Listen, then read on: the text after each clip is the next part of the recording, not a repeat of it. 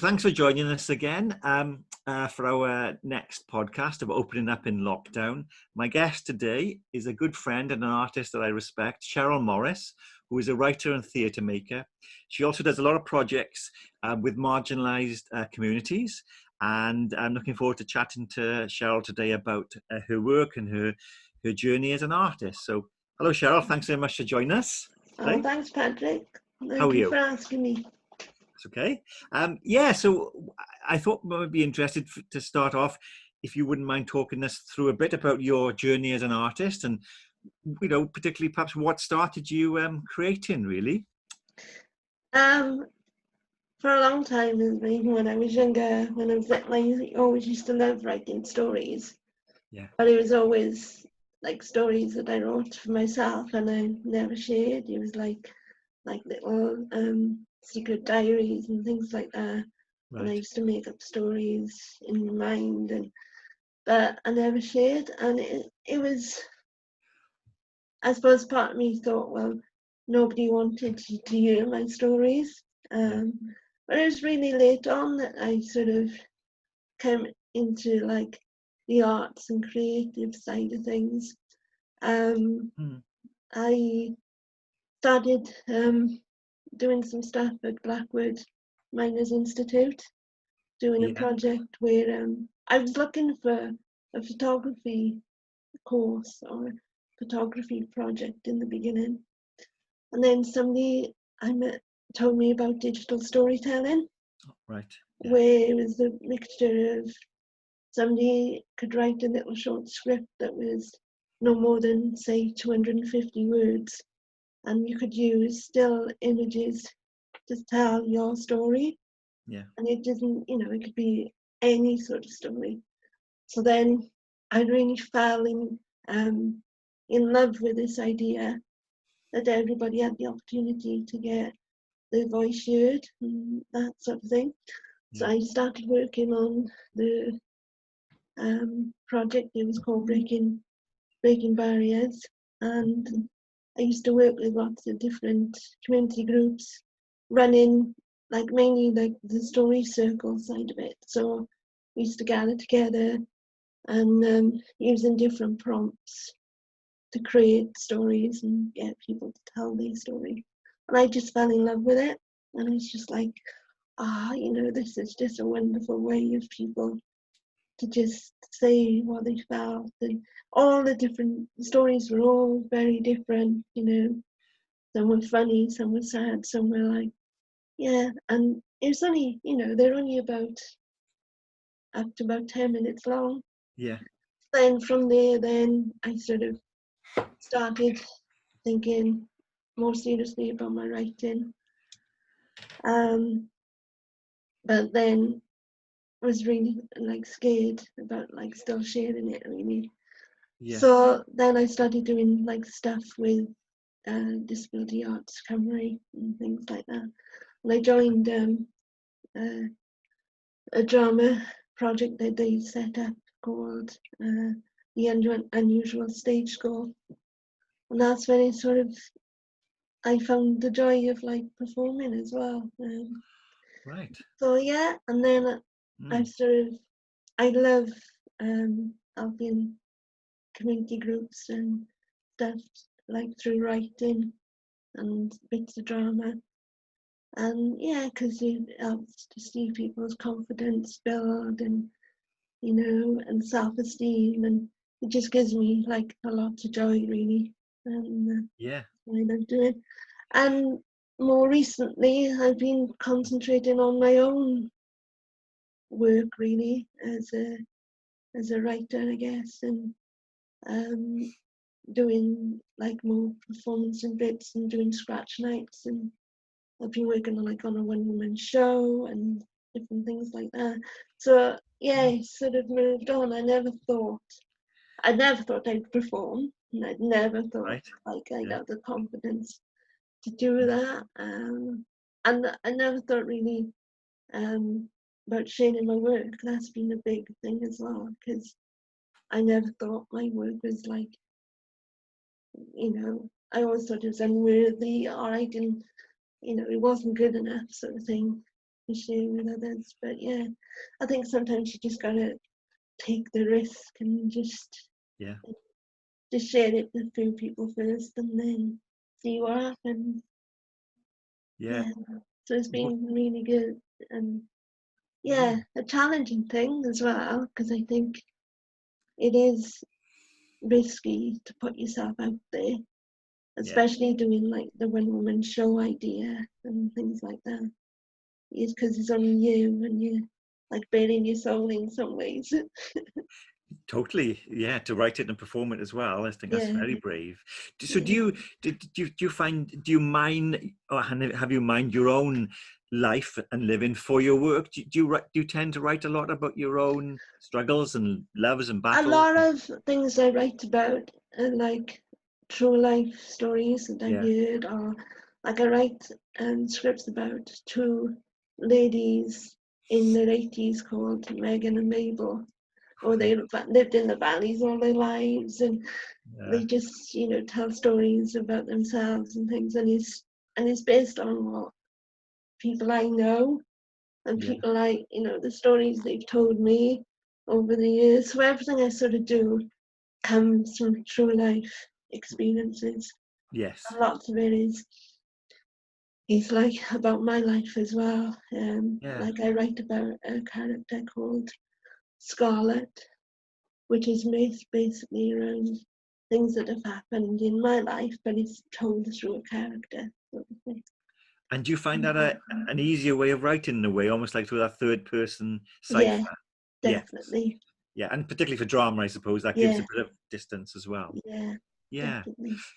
Thank you, Cheryl. That's a really interesting sort of potted history. We'll come Hmm. back to that, I'm sure. The question I am quite interested in talking to all the artists that I told is what if you were to choose, say, a film or a poem or a song, a film, sorry, a play, a painting, something along the way that has in a way helped you, that has perhaps given you strength, given you an armor, maybe, as a creative person yourself. Anything you comes to mind? I a few years ago, I can't, maybe a bit longer now, I found a poem called Not by Erin Hansen. All It's right. something I don't really know that much about, but it was No. something by chance that I found sort of going through the internet. I think one day I was looking for something for a project I was doing, and I've got it here. I All right. found it. Do you want to read it to us? Can I you could read it. Okay, thanks. You're not your age, nor the size of the clothes that you wear. You're not your weight or the color of your hair. You're not your name or the dimples on your cheek. You're not all the books that you read or the words that you speak. You are the croaky voice and smile that you try to hide. You're the sweetness in your laughter and every tear that you've cried. You're the songs that you sing loudly when you know you're all alone. You're the places that you've been to and the ones that you call home. You're the things that you believe in and the people that you love. You're the photos in your bedrooms and the future you dream of. You're made of so much beauty that, that it seems that you forget. When you decide to define yourself by all the things that you're not. Interesting. I like that, Cheryl. Yeah. I love It's that only, it was repetition. only by chance that I'd never heard of it before, but then it sort of, Hmm. I think at the time I was doing a project about self-image and Yes. body image, and I think that really triggered the things of like you're always doubting yourself, or Yeah. you'd look at your reflection in the mirror and you see something different that what other people see, that sort of thing. Yeah. It's very Yeah, powerful. And you're right. We go through life sometimes heeding all the things that people perhaps check upon us, pour upon us, from bullies, partners, etc. And we see ourselves, like you said, in that sort of mm, vision, as opposed to what we truly are. So that's good to be reminded of those different sides that we have and belief yeah, in ourselves. Thank you for that. Yeah, Okay. definitely. Um, which leads me lovely to my next question, really, which is quite a broad question, but um, in a way you've sort of answered it. But can creating or consuming art help with our mental health? Oh, What do you think? definitely, because Yeah. it's definitely helped me with all the things that, we go through in life, I think. Because every day I write a journal, Right. and it's been like my best friend, because it's like something I can tell my secrets to, something I can Yeah. rant to, something, yeah. Um, yeah, and I think especially writing has been a really important, powerful thing for me to help me move on, because you can just get all it down on paper, and then if you want to like rip it up and chuck it away, that's powerful as well. It's like, Yeah. all these things, like I've got so many notebooks, as you can appreciate, to being a writer, you go and like this bag full of stuff that like it's like I never want to get rid of, because it's just, yeah, it's Yeah. just so, and like being, I remember like performing for the first time and thinking, yeah, the confidence it gives me, and I thought I'd never do that. And like working with other people, because like my passion is to work with other people as well, and see their confidence and their belief in, being creative and being true to their own voice and stuff like that. It's just, yeah, the arts is a very powerful thing, very Yes. powerful. Yeah, sure. And I like how you said about working with others as well. And so, uh, have you, because you do a lot of work with communities and people who've experienced sort of, prejudice and judgments in their own lives, any stories perhaps you could share about, from the workshops you've done, about, or any magical moments that have come from those sessions you've done, that perhaps show that bolstering of our soul, really, from art, or from writing and creating? Anything comes to mind? Your own work? I think I've worked with lots of people, and they're always saying, "Oh, I got nothing to say. I Right. got nothing to write about. I haven't got a story to tell."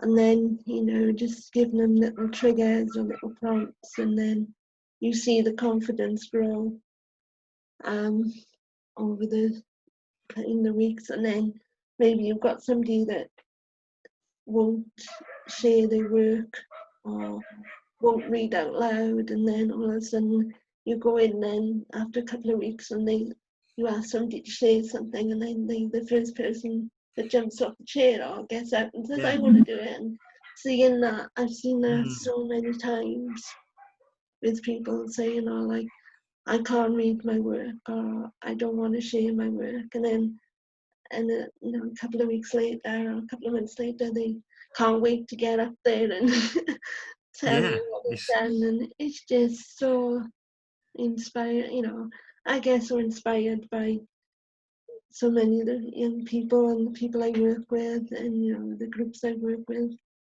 because they, it's it's just confidence and just believing in themselves. And like I know what that feels like as well, to sort of think you're not good enough, or your work's not good enough. So, it's just encouraging and believing in it and stuff. Yeah. yeah. I think that's the most important, is to see the change in people and the confidence in people. Yes. Yeah. From those simple, Yeah. simple yet profound acts of, like you said, having Yeah. a space to share, to express yourself, be heard, perhaps, isn't it? It's like Mm. tiny little steps, but like you said, the the outcomes of that are, it's hard to tick a box by it, but it's there. It's Yeah. how we progress, as like you said, building confidence and safety in ourselves. Yeah, and at this time, I think it just seems you know, we're all, so many people are creating, and you see it on Twitter and Instagram, very creative people, and yet in the outside world it seems it's all, you know, everything, you know, is crumbling due to lack of funding and Yeah. lack of priorities with the government, perhaps, and funding bodies, isn't it? It's quite a worrying time being an artist, like, you know, because it seems it's more important than ever, and yet, you know, the platforms to share it are sort of being distilled down. Mm. Is that on your mind at all this time, do you think, Cheryl, as a writer yourself? I just think, just tell myself to try and be patient. Yes, yeah, And I suppose in a way, I've always said to myself, what will be, will be. right, And yeah, yeah, try and keep, be honest and true to yourself and your values and what you sort of believe in. And then just, yeah, because whatever happens in life, I guess, but hmm, it all passes. And yeah, yeah, you get other days when you think, what is going to happen? And but I think being in lockdown, and it makes you sort of reflect more. And I've just tried to bring myself to the moment, to live hmm, for the moment, if that right, makes any sense. And yeah, yeah, you know, because I can't control what's happening around me. And I think in a lot of ways, uh, I need to have control in my life because my situation and like everything, lots of my life has got to be structured because yeah, the way things I got to do and the way I live. But being in lockdown, that has been taken away in lots of ways. So it's just, yeah, yes, does that make sense? Just being in the moment more yeah, and trying not to worry about what is could be or what is going, you know what I mean? Because I yes. can't control that, you No, know? that's right. We have to let it go. You're right. Yeah. Yeah. And It's, again, yeah, sometimes it's not sorry. as easy No, it's not. as yeah. So, so that does go on to my next question, which is about, I suppose, really, you've touched upon it again, but you're a good preemptor of questions. It's great. Is what have you learned during this time about yourself, would you say, and what are your coping strategies to, so I suppose, to maintain a balanced mental health, fortitude, perhaps, and well-being? Any tips for us? To be patient, um, to um, be very aware of my own self-care. Right. Yeah. Um, if like I was sort of trying to structure my day, but if it doesn't happen, that's okay.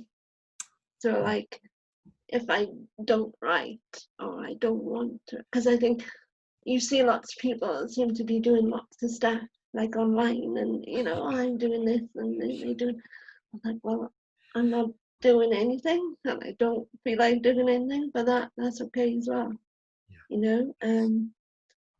Because it's strange times, and we Yeah. haven't been in situations like this before. So just be patient, and if you don't do anything, that's okay. Mm. And you know, just I try to speak to lots of people. Um, you know, I've spoken to lots of people that are like for years, you know, friends, and trying to catch up with people because this is the time. So I always try and speak to somebody, you know, once a day that or twice a day. People I haven't seen, or you know, trying checking in with people. Um, Mm. Learning new skills. I've learned a lot about Zoom and stuff like that. There's like Yes, all that. Yeah, that's true. um chatting online, you know, chatting to people through different mediums, which I would never have done before because I'm not the greatest person with technology. Right. Yeah. Um, it scares me, and like Yeah. I safeguard myself from social media sometimes Right. That's because important. Tell us about that. Yeah. I find that How and why difficult. do you do that? Yes. Sorry. Oh, I find it difficult sometimes. I find yeah. with all the stuff that goes round and has been said, and it against me sometimes. So I Yeah, give myself a break from social media from now and then. Yeah, so yeah, I think that's just really safeguarding yourself really, and and knowing to mm, give yourself permission to sort of let go of things sometimes. I think that's a really good tip, really, isn't it? That idea of permission, like you said, to be gentle with yourself, really, and not psychologically punish ourselves for not creating, for not baking bread every day and doing yoga Yeah, and all these things. You're right. If you want to do those things, great. But we can't, yeah, to be gentle with oneself. I think self-care, with it's not being selfish. It's sort of survival. It's sort of yeah. self-preservation, really. What would you say one thing you do every day that keeps you, grounded? Is it? Do you have one thing, one sort of routine or something, or um, what do you It's do? strange really, because before lockdown, my life did have structure, Yeah, lots of structure, because of yeah. But now, no, I don't think. I write a lot, but like I've always written a lot. But um, no, it's been strange because normally I am sort of so much in control of things. I gotta be in control of things. Now yeah, you've asked me that. Yeah, I try and say to myself, oh, I'm going to write for at least 2 hours, or I'm going to make sure I speak to, somebody, yeah. either, Right. yeah, but maybe I'm doing things and I'm not aware of like routine and stuff, but yeah, but yeah. What's a little treat in the day for yourself? A treat. Ah, that's a good one. Um, I've sort of got into meditation more, All right. Okay. which Yeah. I've never, more. Because Yeah. I started looking at things like that before lockdown, and I sort of bought myself some crystals and stuff. So Yeah. that's, so yeah. And reading up on stuff like that, like what different crystals mean, and Yeah. That's for our well-being and stuff. So I right. suppose I'm more into my well-being things than I Yeah. have been, because the time to do it, and I meditate more and stuff, and yeah. Mm. Yeah, whereas before I didn't have the time. Well, I Yeah. wanted to do it. I said, oh, well, there's not enough hours in the day, sort of thing. Yeah, Yeah. I've had more time to do that. And That's I've interesting. joined like more groups of like people I know. A lot of people I know are into like meditation and stuff. So they've told me about different groups and things. And Yeah. yeah, No, I think that sounds very positive. I've started doing yoga, which I yeah, never could have the patience for it, and I probably look terrible doing it, but I'll have a go. yeah, You exactly. from YouTube, and yeah, it's really quite centering, like meditation in a way. You suddenly Mm, think, well, yeah, and being in that moment, yeah, I think it's quite a healthy sort of thing to incorporate in your life. Now, maybe it's my age; I'm getting to that age as well. But yeah, it's those little things, like you said. Perhaps in one positive that we've all learned to look around a little bit more and look within ourselves, yeah. perhaps, and stop. Yeah, if And stop. That's the thing. It's yes, just everything is slowed down, and I guess, that's one thing I hope for myself and for other people, that when this is lockdown is over, that we don't sort of rush back into, yeah, the craziness of life. You know what I mean? yes, cool, And like people have been looking out for people, and yeah, all the acts of kindness and things. That I just hope that doesn't stop. And yeah, you know what I mean? It's like once lockdown, yeah, it's going to be a totally different world once lockdown, I think. In lots yeah, of ways, really interesting to see how we react to it. yes, yeah. Okay. Cheryl, you've touched upon a bit about your disability and your journey as an artist. What would you say have been the obstacles that you found along the way to becoming, the artist that you are now, and the woman you are? What would you say have been the barriers and the things you've had to overcome? Um,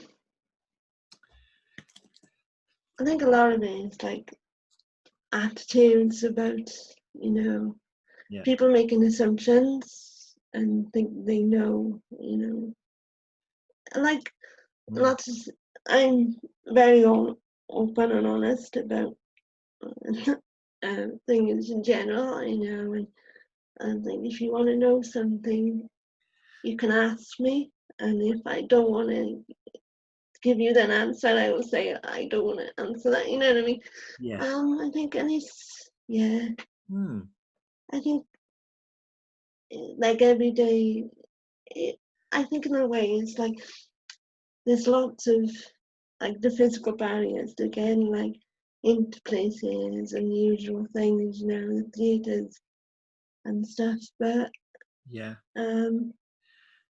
I think it's just, yeah, like things are changing and things are more, because like more disabled artists are being seen and their work is being recognised. But Yeah. it's, I think sometimes it's, for me personally, it's just to be seen as a creative person in my own right, regardless Yeah. of my Yeah. impairment or be seen as a disabled one. Like sometimes a lot of my work is about being a disabled woman, but not all the stuff I write about is about my disability or my Yeah. impairment. So yeah, Yeah. Yeah, because you wouldn't have, oh, this is an able-bodied artist. That phrase wouldn't be used, would it? At all? no, So it's, no. yeah, I can see that can be quite frustrating for I yourself. think, yeah, I think that's, for me, that's one of the things, is just being seen as a creative person, Yeah. regard, um, regardless of, and and Hmm. then, yeah, if I want my work to be about disability, yeah, that's Yeah. fine, but it's not always about that. I can write about other things, or I can, perform other things, Yeah. and Right. That's yeah. important. For me, I think that's important. It's just to be seen as an artist or, as a person in my own right, regardless of Yeah. yeah. Yeah. So should you find that there's a problem with, say, artistic organizations with that, or funding bodies, or with the public, or other artists? Is there, Nah, or yeah. just Um, um, sometimes, people who know me or people who see me, they automatically, if I put a piece out there or a writer, they automatically assume it's going to be about disability, right? Yeah. and it's like, and people take it, and that's a disability piece, and it's like, well, no, it's not. But people see it in different ways, don't they? They take it Yeah. as it is, yeah.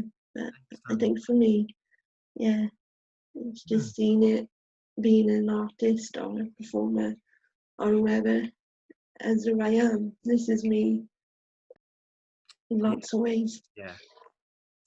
Okay, Cheryl. Well, um, I suppose my final question really is what would be your advice uh, to someone else along their journey, perhaps a younger person or not a younger person, really, about being a creative artist as we find ourselves in this world now? What's your advice to them, would you say? Um, to always be honest and true to yourself.